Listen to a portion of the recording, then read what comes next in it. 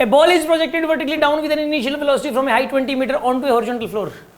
During the impact, it loses 50% of energy and rebound the same height. The initial velocity of its projection is. इसकी initial velocity क्या थी? सीधी सी बात है इसमें, मास की मैं वैसे ही बताऊं इसका, इसकी इनिशियल वेलोसिटी थी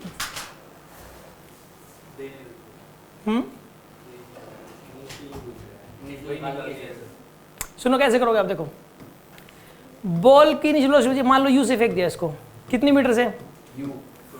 20 मीटर की हाइट से छोड़ दिया इसको 20 मीटर की हाइट से बॉल को, एम मास की बॉल को छोड़ दिया, 20 मीटर की हाइट से छोड़ दिया, छोड़ा नहीं ऐसे फेंका है, 20 मीटर की हाइट से यू की स्पीड से ऐसे बॉल को फेंक दिया ऐसे, ठीक है, और हाइट कितनी है इसकी? 20 मीटर इसकी हाइट, राइट। अब 50, अब इसकी काइनेटिक एनर्जी कितनी थी यहाँ पे, ये बता सकते हो आप? सुनो इसकी यहाँ पर काइनेटिक एनर्जी क्या थी?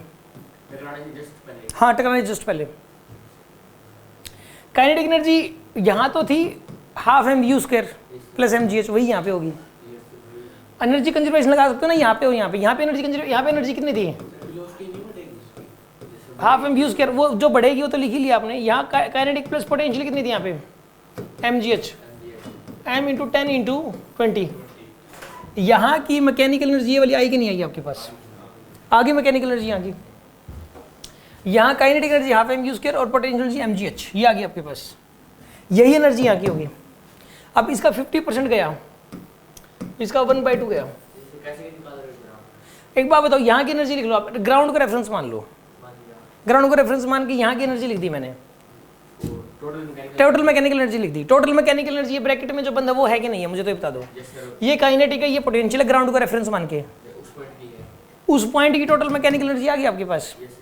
उसका क्या कर दिया आपने? 1/2, आधा कर दिया, क्योंकि आधा तो गया।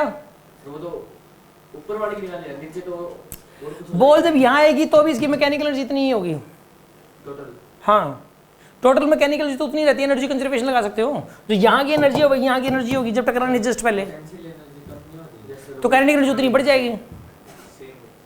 जितनी पोटेंशियल एनर्जी कम होगी उतनी काइनेटिक एनर्जी बढ़ जाएगी। यहाँ की एनर्जी और यहाँ की टोटल मैकेनिकल एनर्जी तो सेम ही होगी। यहाँ की, यहाँ की, यहाँ की, यहाँ की, यहाँ की, यहाँ की हमेशा सेम रहेगी। हाँ, एक घटेगी तो दूसरी बढ़ेगी। अब ठीक है, अब इसका 50% कर दिया, मतलब 1/2 कर दिया।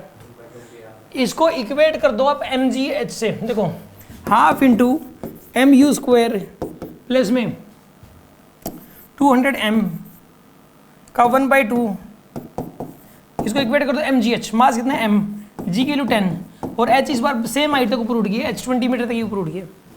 इसको सोल्व कर लो, आंसर आ जाएगा आपके पास। इसने क्वेश्चन में यही बोल रखा था, इसने क्वेश्चन में ये वहाँ काइनेटिक एनर्जी 0 हो जाएगी। ये क्या कह रहा है, देखो 2 बार एनर्जी कंजर्वेशन गया मैंने, वो लो ऊपर और फिर यहाँ पे रुक गई है। पहली बात तो यहाँ की एनर्जी ए पॉइंट की और बी पॉइंट की एनर्जी सेम है कि नहीं, है बताओ मुझे तो ये। और बी पॉइंट कौन सा है, जब ये टकराने जस्ट पहले। ए की एनर्जी और बी की एनर्जी क्या है, सेम।